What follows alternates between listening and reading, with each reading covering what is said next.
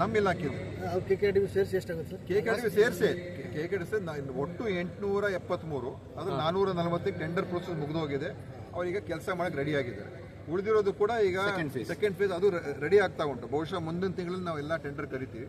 ಅದು ಇನ್ನೊಂದು 2-3 ತಿಂಗಳಲ್ಲಿ ಅದು ಕೂಡ ಪ್ರಾರಂಭ ಮಾಡುವಂತ ಹಂತಕ್ಕೆ ತಗೊಂಡ್ಬಂದ್ಬಿಟ್ಟು. ನಾಳೆ ಎಷ್ಟು ಕೋಟಿ ಅನುದಾನಕ್ಕೆ ಚಾಲನೆ ಸಿಗುತ್ತೆ? 440. ಇನ್ನು ಉಳಿದಿರುವಂತ 320-330 ಕೋಟಿ ಇದೆ ಈ ಒಂದು ಪ್ಯಾಕೇಜ್ ಅಲ್ಲಿ. ಅದು ಬಿಟ್ಟು ಕೂಡ ಇನ್ನು ಬೇರೆ ಕಾಮಗಾರಿಗಳಿದೆ. ಅದನ್ನ ಇನ್ನು 430 ಕೋಟಿ ಇದೆ. ಸೊ ಆ 430 ಕೋಟಿಗೆ ಈಗಾಗಲೇ ಟೆಂಡರ್ ಎಲ್ಲ ರೆಡಿ ಆಗ್ತಾ ಉಂಟು. ಅದನ್ನು ಕೂಡ ಈ ಇನ್ನೊಂದು 2-3 ತಿಂಗಳಲ್ಲಿ ಅದನ್ನು ಎಲ್ಲ ಕಡೆ ಶುರು ಮಾಡಿಬಿಡ್ತೀವಿ. ಆದರೆ ಒಂದು ಕಾರ್ಯಕ್ಕೆ ಇದನ್ನು ತಡ ಮಾಡೋದು ಬೇಡ ಅಂತ ಹೇಳಿ ಎಲ್ಲವನ್ನು, ಯಾಕಂದ್ರೆ ಕೆಲವು ಕಡೆ ಜಾಗ ಸಿಕ್ಕಿಲ್ಲ ಮತ್ತು ಅಲ್ಲಿ ಸ್ವಲ್ಪ ಸ್ಥಳ ಪರಿಶೀಲನೆ ಮಾಡ್ತಾ ಇದ್ದೀವಿ.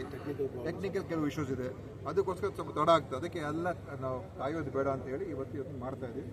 ಭಾಳ ಒಳ್ಳೆ ಪ್ರೋಗ್ರಾಮ್ ನಡೀತದೆ ಸರ್. ಈಗ ಇದ್ದ ಆಸ್ಪತ್ರೆಯಲ್ಲಿ ಸಿಬ್ಬಂದಿ ಸಮಸ್ಯೆ, ಟೆಕ್ನಿಷಿಯನ್ ಸಮಸ್ಯೆ ಇವೆಲ್ಲ ಇದೆ. ಇವೆಲ್ಲ ಆದಷ್ಟು ಜಲ್ದಿ ಮಾಡ್ತಾ ಇದ್ದೀವಿ. ಈಗ ಸಿಬ್ಬಂದಿ, ಈಗ ಡಾಕ್ಟರ್ಸು ಎಲ್ಲ MBBS MDಗಳು ಎಲ್ಲರೂ ಕೂಡ ಈಗ ಮೊನ್ನೆ ರಾಜ್ಯಪಾಲರು ಕೂಡ ನಮ್ಮ ತಿದ್ದುಪಡಿ ಏನು ಒಂದು ಮಾಡಿದ್ದೋ ಅದಕ್ಕೆ ಅನುಮೋದನೆ ಕೊಟ್ಟಿದ್ದಾರೆ. ಆರ್ಡಿನೆನ್ಸ್ ಕೂಡ ಸುಗ್ರೀವಾಜ್ಞೆ ಆಗಿದೆ.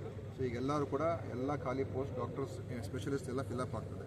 ಅದೇ ರೀತಿ ಬೇರೆ ನಮ್ಮ ಟೆಕ್ನಿಷಿಯನ್ಸ್ನ ತೊಗೊಳ್ಳೋದಕ್ಕೂ ಕೂಡ FD ಹತ್ರ ನಾವು ಕಾಂಟ್ರಾಕ್ಟ್ ಬೇಸಿಸ್ ಮೇಲೆ ತೊಗೊಳ್ಳೋದಕ್ಕೆ ಅವ್ರು ಪರ್ಮಿಷನ್ ಕೊಡುವಂಥದ್ದಲ್ಲಿ ಇದ್ದಾರೆ. ಈಗ ನಾವೆಲ್ಲ ಮಾತಾಡಾಗಿದೆ.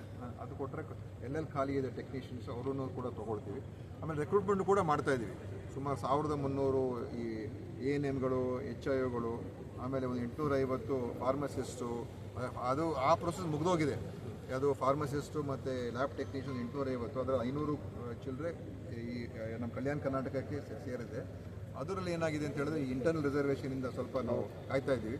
ಅದು ಬರೋ ತಿಂಗಳು ಕ್ಲಿಯರ್ ಆಗಿದ ತಕ್ಷಣ ಅವ್ರನ್ನೂ ತೊಗೊಳ್ತೀವಿ. ಸೊ ಈ ಥರ ಎಲ್ಲ ಪ್ರೊಸೆಸ್ ಮಾಡ್ತಾ ಇದ್ದೀವಿ. ಖಂಡಿತ ನಮ್ಮ ಒಂದು ಅವಧಿಯಲ್ಲಿ ಇನ್ನೂ ಉನ್ನತ ಮಟ್ಟದ ಸೇವೆಗಳನ್ನು ಖಂಡಿತ ಆರೋಗ್ಯ ಇಲಾಖೆಯಲ್ಲಿ ನಾವು ಕೊಡ್ತಕ್ಕಂಥದ್ದು ಮಾಡ್ತೀವಿ.